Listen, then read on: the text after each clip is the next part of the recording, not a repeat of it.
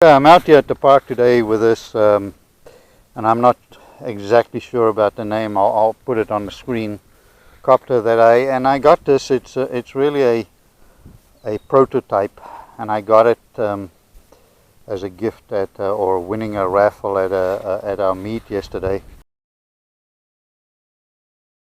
So we're gonna try and just fly this quickly today. It's a big guy.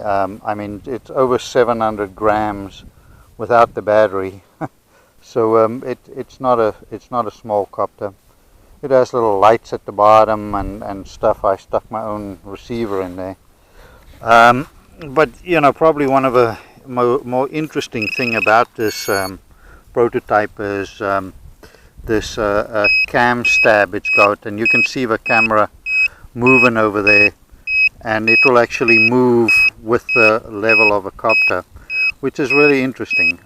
We're going to see how that works. So let's give it a fly around the park and just see. Hopefully I don't crash it on its maiden. I won't do anything crazy. I'll just do normal stuff. So let's see how it goes.